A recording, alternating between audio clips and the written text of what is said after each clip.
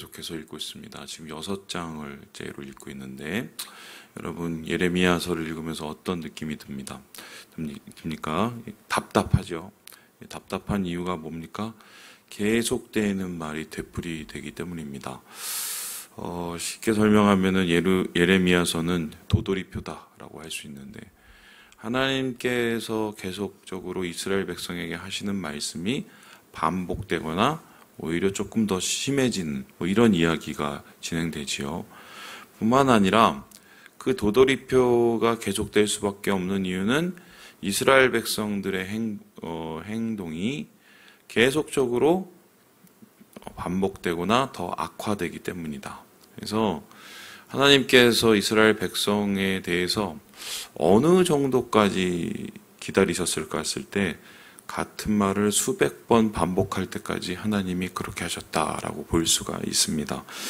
특별히 이 예레미야서를 우리는 지금 단숨에 예를 들어서 한 달 아니면은 짧으면 하루 이렇게 읽을 수 있지만 이 이야기는 예레미야의 인생 전체를 사역 기간 전체를 통틀어서 하나님께서 하신 말씀을 요약을 해 놓고 아니면 그것을 모아 놓은 거거든요. 이제 우리는 그러니까 이게 굉장히 지루하게 느껴질 수 있으나 실제적인 이 상황을 그 타임에 맞춰서 시간에 맞춰서 늘려놓으면 한 20년, 30년 그거를 예레미야는 계속 반복해서 경험을 했다고 한번 생각을 해보세요. 그런 모습을 계속적으로 반복적으로 이스라엘 백성 속에서 보았다. 그 마음이 어떤 정도였을까? 그리고 그것을 보고 있는 하나님의 마음은 어느 정도였을까? 우리가 한번 그런 시각에서 보기 시작하면은 말씀이 계속적으로 지루하지는 않겠다. 그렇게 생각할 수 있겠습니다. 오늘 하나님께서는 이 예루살렘의 멸망을 조금 더 구체적으로 표현을 하고 그들에게 그 심판에 대한 이야기를 하고 있습니다. 그 심판에 대한 이야기는 앞에서 얘기했지만 앞에서 이야기한 거의 반복이자 동시에 더 악화가 된 내용이라고 할 수 있는데요. 자, 그렇다면은 그 내용이 어느 정도였을까? 우리 같이 한번 읽어보도록 하지요. 우리 함께 1절의 말씀을 같이 한번 읽어보도록 하겠습니다. 1절입니다. 시작. 1절이요. 1절. 예, 전사님 1절이요. 예, 시작. 베냐민 자손들아 예루살렘 가운데로부터 피난하라. 드고아에서 나팔을 불고 베닷게람에서 깃발을 들라. 재앙과 큰 파멸이 북방에서 엿보아 오미니라. 북방에서부터 하나님의 재앙이 온다라고 했었을 때 이제는 예루살렘 백성이나 유대 백성에게 하나님께서 이제 얘기 안 합니다. 입이 아픈 거죠. 어느 자손들에게 얘기하죠? 베냐민 자손. 왜 베냐민 자손이었을까?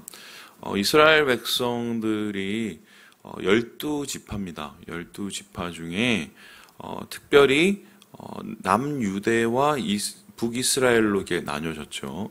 북이스라엘과 남유대로 나뉘어졌을 때 북이스라엘은 10지파가 이제 모여서 나라를 만들었고 남유대는 유대와 그 위에 붙어 있는 베냐민 지파가 모여서 나라를 만들었다. 그래서 이 당시 예언이 되었을 때는 이미 북이스라엘이 멸망한 상태였기 때문에 남아있는 것은 남유대고 거기에 베냐민 지파 아니면은 유다 지파였는데 이제 하나님께서는 그나마 유다 지파는 말을 안 들으니까 이 베냐민 지파를 향하여서 그들에게 이제 간접적으로 이야기를 하고 있는 거죠. 그래서 뭐라고 얘기합니까? 너희들 나중에 나팔 소리가 들리면은 절대로 예루살렘으로 가지 말라고 얘기합니다. 그 당시에 이 유대의 중심이었던 예루살렘으로 피하지 말라. 그 견고한 성으로 가지 말라라고 했던 이유가 무엇입니까? 그것은 곧 있으면 멸망과 파멸의 도시가 되기 때문이죠. 특별히 이러한 모습을 하나님께서는 이렇게 얘기하시는데요. 좀 뭐랄까요? 굉장히 좀 비꼰다고 얘기를 할까요? 어떤 식이냐 한번 볼게요. 2절의 말씀 한번 볼게요. 아름답고 우아한 시온의 딸이라고 얘기합니다. 야, 시온이라는 것은 예루살렘 사람들이고요. 야, 지금 그 예루살렘 사람들이 굉장히 아름다워 보이지? 굉장히 우아해 보이지? 사실 그 안은 썩었고 그것은 모든 더럽혀진 것으로 가득한데 그 아름다워 보이고 우아하다고 생각하는 그 꼴의 사람들이 다 어떻게 된다고요? 멸절하겠다. 한마디로 다 멸망하겠다라고 얘기합니다. 그리고는 또 이 뒤집어서 얘기를 하기 시작하는데 3절에 이런 얘기가 있습니다. 목자들이 그 양떼를 몰고 와서 주위에 장막을 친다라고 얘기합니다. 보통 목자라고 이야기를 하면은 이거는 좀 어느 정도의 좀 선한 이미지나 긍정적인 표현을 쓸 때 목자라고 얘기합니다. 근데 여기서 말하는 목자는 이스라엘 백성이나 하나님을 따르는 사람들이 아니라 누구냐? 북방 민족이요, 이방 민족이요, 바벨론 족속들입니다. 왜 하나님께서 바벨론 사람들을 한마디로 목자라고 했을까? 그것도 예루살렘을 파괴하기 위해서 오는 바벨론을 목자라고 한 이유는 이것은 두 가지인데 희화한 거죠. 이제는 이스라엘에서 더 이상 나를 따르지 않고 하나님의 법을 따르지 않는 목자, 그러니까 더 이상 없기 때문에 하나님께서 이방 민족을 끌어다가 하나님의 의를 이루시겠다는 겁니다. 하나님의 의를 이루시는 방법은 하나님이 스스로 대장이 되셔서 이방 민족의 총사령관이 되셔서 예루살렘을 파괴하시겠다는 얘기예요. 그래서 이 목자들이라는 것은 바벨론 왕이나 장군을 뜻하고 그 양떼라는 것은 바벨론 군대를 뜻하는데 이들을 몰고 와서 실제적으로 예루살렘 앞에 장막을 치고 예루살렘을 무너뜨리는 작업을 하나님이 직접 하시겠다는 겁니다. 이 역사상으로 어떻게 됐냐면 예루살렘이라는 곳이 굉장히 높은 곳이에요. 한마디로 이제 바위산이거든요. 그 높은 곳이 천혜의 요새인데 그 천혜의 요새가 갑자기 무너졌던 이유가 뭐냐면 바벨론이 와서 뭘 하느냐? 토성을 쌉니다. 열심히 정말 노동을 해서 노가다를 해서 예루살렘 성을 치기 위해서 그만큼의 산을 만들어요. 산을. 그리고 그것을 무너뜨리거든요. 그래서 지금 그러한 모습을 하나님께서 그냥 표현을 하신 것 같고 여기에서 보시는 것처럼 하나님께서 이렇게 5절에 얘기하는데요. 일어나라. 우리가 밤에 올라가서 그 요새들을 헐자 하도다. 하나님께서는 이 요새를 허는 것을 허락하실 뿐만 아니라 그것을 조장하시는 참 안타까운 모습까지 보이게 됩니다. 그런데 그 안타까운 모습이 어느 정도였을까? 6절에 보니까요. 목책을 만들고 그들에 대한 심판을 하겠다고 얘기를 하고요. 4절에 보니 이런 얘기합니다. 밤에도 우리가 가서 급습을 하자. 한마디로 하나님의 심판이 가까울 뿐만 아니라 그렇게 참혹하고 그렇게 완전하게 임하게 되는 이 모습을 하나님께서 말씀하고 계신 것이죠. 자, 그렇다면은 이스라엘 백성 예루살렘 도대체 어떻게 했길래 그러한 결과와 어려움을 낼 수밖에 없었을까? 여기에 대해서 하나님께서는 한 가지의 얘기를 하고 계세요. 우리 함께 10절의 말씀을 같이 한번 읽어보도록 하겠습니다. 10절입니다. 시작. 내가 누구에게 말하며 누구에게 경책하여 듣게 할꼬. 보라, 그 귀가 할례를 받지 못하였으므로 듣지 못하는도다. 보라, 여호와의 말씀을 그들이 자신들에게 욕으로 여기고 이를 즐겨하지 아니하니. 하나님께서 이스라엘 백성의 그 패인, 멸망의 원인을 여러 가지가 있지만 그것은 탐욕과 그들 안에 있는 폭력이 샘솟듯이 올라와서 더 이상 그치지 않아서라고 얘기를 하고 있는데 그렇게 폭력과 탈취와 탐욕이 샘솟듯이 올라오는 이유를 그 원인을 하나님은 귀가 할례를 받지 못했기 때문이라고 얘기합니다. 여러분, 귀란 것은 무엇입니까? 듣는 것입니다. 듣는 기관이 할례를 받지 못했다. 귀의 할례를 받는다는 표현은 이거는 불가능한 표현이지만 이것을 통해서 말씀하시고자 하는 하나님의 마음을 담은 비유라고 할 수 있는데요. 할례라는 것은 무엇입니까? 거룩하게 하는 것입니다. 거룩하게 한다는 것은 하나님과 가깝게 한다는 것입니다. 그러면은 이스라엘 백성들의 귀가 할례를 받는다는 것은 하나님이 얘기할 때, 하나님이 말씀하실 때 그것을 들을 수 있는 귀가 열리는 것입니다. 그런데 귀가 할례 받지 못한다는 것은 무엇입니까? 그 하나님의 말씀을 듣지 못할 뿐 아니라 들어도 그 말씀을 받아들이지 못하는 거다. 그러면 왜 들어도 받아들이지 못할까? 여기에 대해서 이렇게 얘기하죠. 자신들에게 뭐라고 여긴다고요? 욕으로 여긴다. 좋은 얘기가 아니기 때문에 받아들이지 않는다고 얘기합니다. 그러면은 이 사람들은 도대체 무슨 얘기를 들었을까요? 여기에 대해서 이렇게 이야기를 하고 있는데 우리 14절의 말씀을 같이 한번 읽어보도록 하겠습니다. 시작! 그들이 내 백성의 상처를 가볍게 여기면서 말하기를 평강하다 평강하다 하나 평강이 없도다. 여기서 말하는 그들은 13절에 나오는 가장 작은 자로부터 큰 자까지입니다. 그러니까 이스라엘 백성의 모든 사람들, 특별히 그 모든 사람들 중에 선지자, 제사장, 이 사람들은 하나님의 말씀을 선포하거나 하나님의 뜻을 나타내야 되는 사람인데 이 사람들조차도 다 거짓말을 하고 있다. 그런데 그 거짓말은 어떤 거짓말입니까? 14절에서 우리가 읽은 것처럼 평강하다, 평강하다, 평강하다. 한마디로 야 괜찮아, 괜찮아. 우리가 죄를 좀 졌어도 괜찮아, 괜찮아. 우리가 조금 악을 행했어도 괜찮아, 괜찮아. 우리의 상황이 안 좋아지더라도 우리의 영혼이 끝없이 망가지더라도 괜찮아, 괜찮아. 평안, 평안.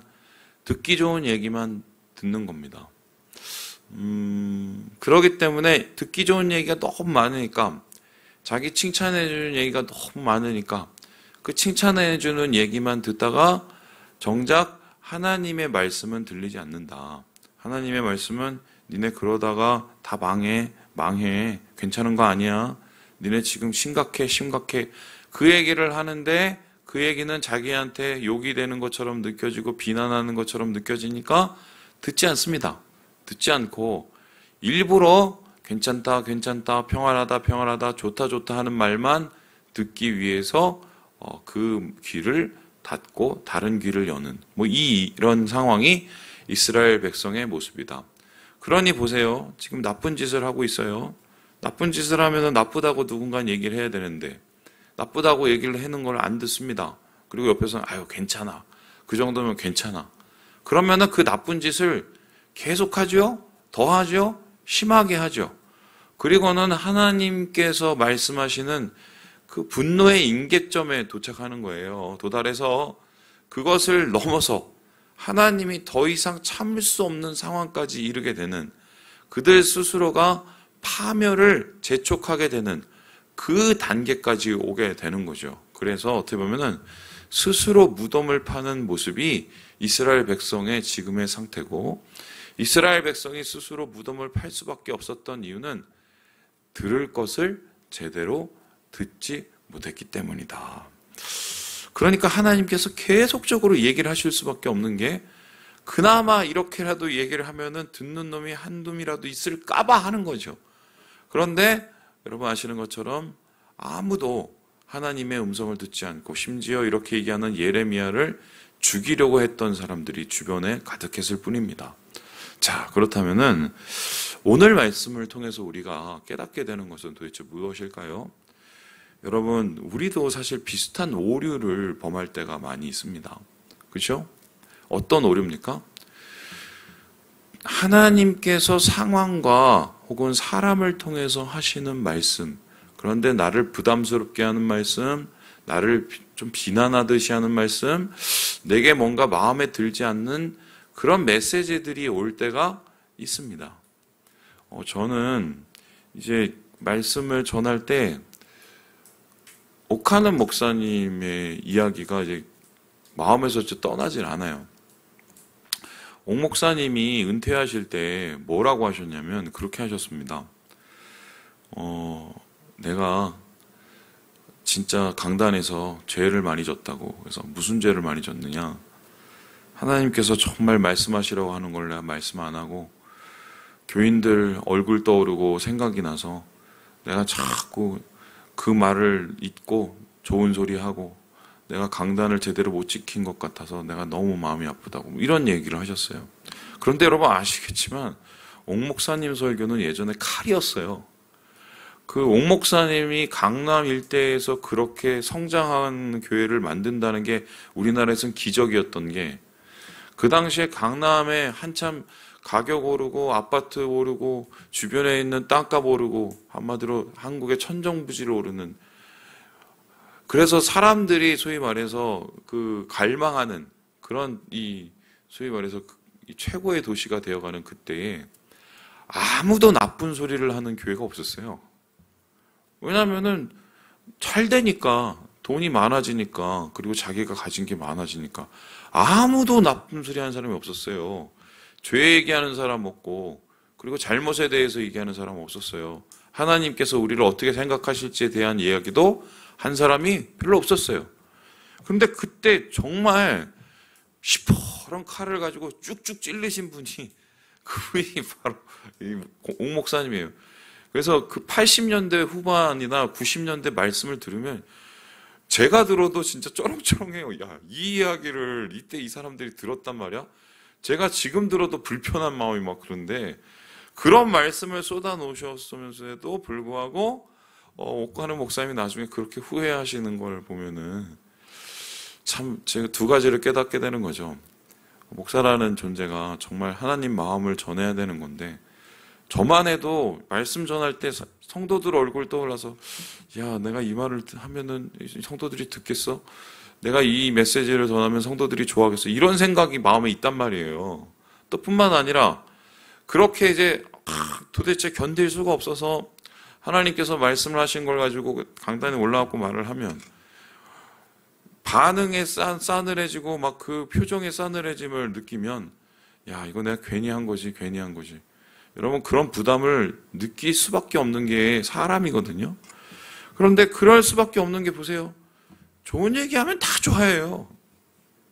뭐 사탕 발리는 복음 얘기하면 엄청 다 좋아하죠. 위로하는 얘기 다 좋아하죠. 한 청년이 예전에 그러더라고요. 목사님 좀 위로해 주시면 안 돼요?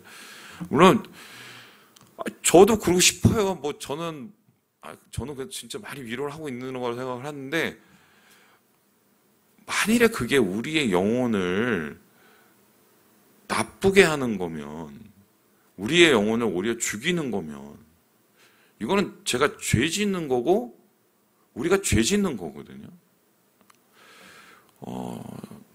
좋은 얘기만 듣는 귀는 계속 좋은 얘기만 듣고 싶어요. 여러분 설탕 먹어보셔 아시죠? 설탕 먹으면 단 거 자꾸 땡기고, 여러분 그거 아세요? 아이스크림 안 단 것 같아도 한번 아이스크림 한번 녹여보세요. 지금 집에 가서. 그래서 그거 한 모금만 드셔보세요. 죽도록 답니다. 그냥 일반 단 게 아니라 이건 완전히 설탕물의 몇십 배 엄청 달아요. 그런데 이게 뭐냐면 우리가 그 단 감각에 마비가 되고 중독이 돼서 점점 더 달고 그런 거 찾는 것처럼, 우리의 귀도 사실 그런 거 좋아하고 복복복 거리고 잘 되는 거 얘기하는 거 좋아하고, 그런데 그게 만일에 하나님의 마음이 아니면요, 그리고 우리의 지금의 영혼의 상태가 아니고 현 상태가 아니면 이거 어떡하겠어요? 주님께서는 그렇게 무너져가는 예루살렘을 보면서 도대체 견딜 수가 없는 거죠. 말씀을 전하는 자는 하나님의 말씀을 전해야지 사람의 귀를 만족해 하려고 전하는 게 아니고, 말씀을 듣는 자 또한 기분 좋으려고 듣는 게 아니라 이게 하나님의 마음을 알기 위해서, 나의 영혼을 살리기 위해서 들어야 되는데, 이게 완전히 주객전도가 되고 목적과 수단이 바뀌어서 소위 말해서 들어야 될 것이 들어지지 않고 전해야 될 것이 전해지지 않는 세상, 결과적으로 이 끝은 가증한 끝, 하나님의 멸망의 끝밖에 되지 않는 것, 이걸 알기 때문에 오늘 하나님께서는 이러한 심한 말까지 예루살렘 통해서, 예레미야를 통해서 전하게 되시는 거죠. 말씀을 마칩니다. 사랑하는 여러분, 쓴소리를 좀 들을 줄 알아야 돼요, 우리가. 쓴소리를 하는 건 좋아하는데 쓴소리를 듣는 건 싫어요, 저부터도. 근데 쓴소리는 양약구고 아시죠? 쓸수록 우리에게 좋은 약이 됩니다. 하나님께서 말씀하시는 그 말씀을 우리가 들을 때 쓴소리지만 나를 살리는 말이라고 생각을 하면, 그게 약이라고 생각하면 여러분 우리의 반응이 좀 달라지지 않겠어요? 오늘 이스라엘 백성의 멸망을 지켜보면서 우리의 마음속에 들어야 될 말씀을 다시 한번 떠올려 보시고 귀에 할례를 받으시는 우리 사랑하는 은혜로운 우리 형제 자매들 되시길 주님의 이름으로 축원합니다.